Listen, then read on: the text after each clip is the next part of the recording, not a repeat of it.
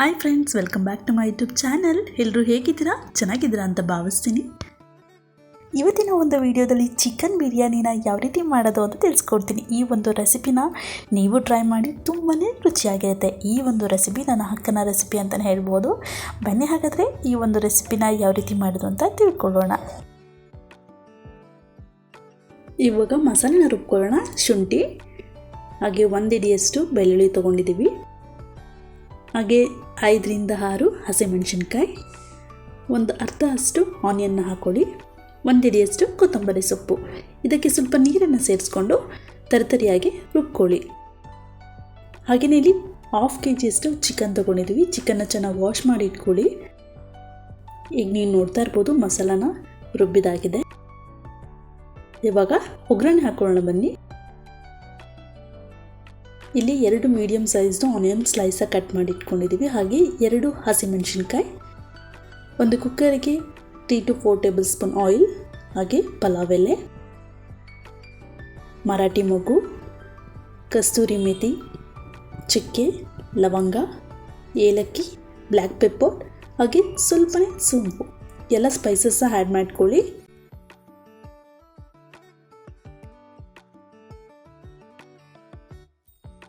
Green chilli 2, ಹಾಗೆ ಆನಿಯನ್ನ ಹಾಕ್ಕೊಳ್ಳಿ. Onion ಚೆನ್ನಾಗಿ ನೀವು ಎಣ್ಣೆಯಲ್ಲಿ ಫ್ರೈ ಮಾಡ್ಕೊಳ್ಬೇಕು. ನಾವೆಷ್ಟು ಚೆನ್ನಾಗಿ ಫ್ರೈ ಮಾಡ್ತೀವೋ ಅಷ್ಟೇ ಬಿರಿಯಾನಿ ತುಂಬಾ ಟೇಸ್ಟಿಯಾಗಿರುತ್ತೆ. ಇವಾಗ ಆನಿಯನ್ ಫ್ರೈ ಆಗಿದೆ, ಇದಕ್ಕೆ ಚಿಕನ್ನ ಆ್ಯಡ್ ಮಾಡಿಕೊಡಿ.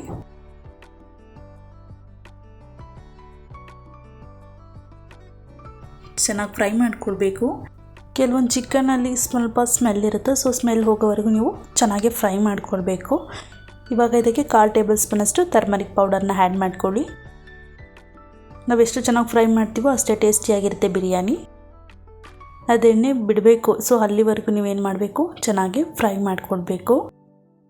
ಅದರಲ್ಲಿ ನೀರಿನ ಅಂಶ ಎಲ್ಲ ಹೀರ್ಕೊಳ್ಬೇಕು. ಇವಾಗ ಇದಕ್ಕೆ ಸ್ವಲ್ಪ ಸಾಲ್ಟ್ ಹಾಕ್ತಾಯಿದ್ದೀನಿ, ನೀವು ನೋಡ್ಕೊಂಡು ಹಾಕ್ಕೊಳ್ಳಿ. 1-2ರಿಂದ 3 ನಿಮಿಷ ಚೆನ್ನಾಗಿ ಬೇಯಬೇಕು ಚಿಕನ್ನು. ಇದಕ್ಕೆ ಇವಾಗ 1 ಟೇಬಲ್ ಸ್ಪೂನ್ ರೆಡ್ ಚಿಲ್ಲಿ ಪೌಡರ್ನ ಆ್ಯಡ್ ಮಾಡ್ಕೊಳ್ಳಿ. ಆಲ್ರೆಡಿ ನಾವು ರುಬ್ಬಿಟ್ಕೊಂಡಿರುವಂತಹ ಮಸಾಲಾನ ಇದಕ್ಕೆ ಸೇರಿಸ್ಕೊಳ್ಳಿ. 1-2 ನಿಮಿಷಗಳ ಕಾಲ ಹೀಗೆ ಚೆನ್ನಾಗಿ ಫ್ರೈ ಮಾಡ್ಕೊಳ್ಳಿ, ಹಸಿ ಸ್ಮೆಲ್ ಹೋಗೋವರೆಗೂ.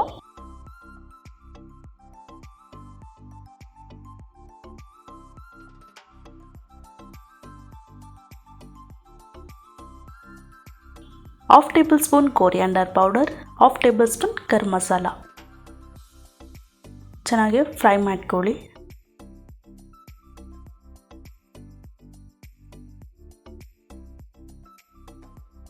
ಇವಾಗ 1 ಗ್ಲಾಸಷ್ಟು ನೀರನ್ನು ಸೇರಿಸ್ಕೊಳ್ಳಿ. ಇವಾಗ ಅದೇ ಮಿಕ್ಸಿಗೆ 1.5 ಅಷ್ಟು ಟೊಮ್ಯಾಟೊನ ತೊಗೊಳ್ಳಿ, ಅಥವಾ 2 ನೀವು ತೊಗೊಳ್ಬೋದು. ನಾನಿಲ್ಲಿ 1.5 ತೊಗೊಳ್ತಾ ಇದ್ದೀನಿ. ಚೆನ್ನಾಗಿ ಬ್ಲೆಂಡ್ ಮಾಡಿ ರುಬ್ಕೊಳ್ಳಿ ಅದನ್ನು. ಇವಾಗ ಇದಕ್ಕೆ ಸೇರಿಸ್ಕೊಳ್ಳಿ. ಟೊಮೆಟೊ ಪೇಸ್ಟ್ ಹಾಕೋದ್ರಿಂದ ತುಂಬ ಟೇಸ್ಟಿಯಾಗಿರುತ್ತೆ. ಕೆಲವರು ಹಾಗೇನೂ ಹಾಕೋಬೋದು ಟೊಮೆಟೊನ.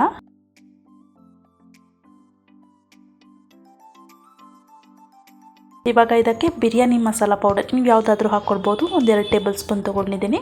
ಹಾಗೆ chicken masala powder 1 table spoon ತೊಗೊಂಡಿದ್ದೀನಿ. ಇದೆರಡು ಹಾಕೋದ್ರಿಂದ ತುಂಬಾ ಟೇಸ್ಟಿಯಾಗಿರುತ್ತೆ. ಚೆನ್ನಾಗಿ ಮಿಕ್ಸ್ ಮಾಡ್ಕೊಳ್ಳಿ. ಇವಾಗ ನೀರನ್ನು ಸೇರಿಸ್ಕೊಳ್ಳಿ. ನಾನು ಆಲ್ರೆಡಿ 1 ಗ್ಲಾಸ್ ಹಾಕಿದ್ದೀನಿ, ಸೊ ಇವಾಗ 3 ಗ್ಲಾಸಷ್ಟು ನೀರನ್ನು ಸೇರಿಸ್ಕೊಳ್ಳಿ. 1 ಗ್ಲಾಸ್ ತೊಗೊಂಡ್ರೆ ನೀವು 2 ಗ್ಲಾಸಷ್ಟು ನೀರು ಹಾಕಬೇಕಾಗುತ್ತೆ, 1:2 ರೇಷಿಯೋ. ಹಾಗೆ 1 ಟೇಬಲ್ ಸ್ಪೂನ್ ಕರ್ಡ್. 1 ಕುದಿ ಬಂದರೆ ಸಾಕು. ಇವಾಗ ಅಕ್ಕಿ ಹಾಕ್ಕೊಳ್ತಾ ಇದ್ದೀನಿ.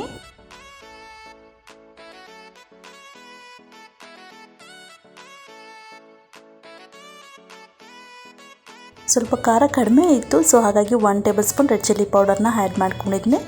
ನೀವೇನಾದರೂ ಖಾರ ಕಡಿಮೆ ತಿನ್ನೋದಿದ್ರೆ ಸ್ಕಿಪ್ ಮಾಡಿ ಇದನ್ನು.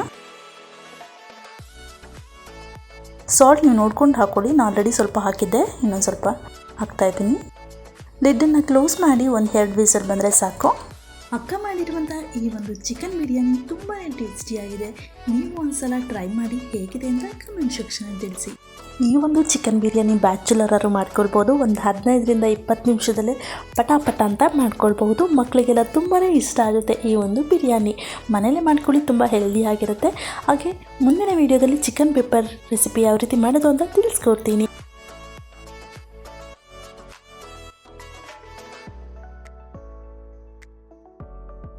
ಇವತ್ತಿನ ಒಂದು ವಿಡಿಯೋ ನಿಮಗೆ ಇಷ್ಟ ಆದರೆ ಪ್ಲೀಸ್ ಲೈಕ್ ಮಾಡಿ, ಶೇರ್ ಮಾಡಿ ಆ್ಯಂಡ್ ಸಬ್ಸ್ಕ್ರೈಬ್ ಮಾಡಿ ಅಂತ ಹೇಳ್ತಾ ಇವತ್ತಿನ ಒಂದು ವಿಡಿಯೋ ಎಂಡ್ ಮಾಡ್ತಾ ಇದ್ದೀನಿ.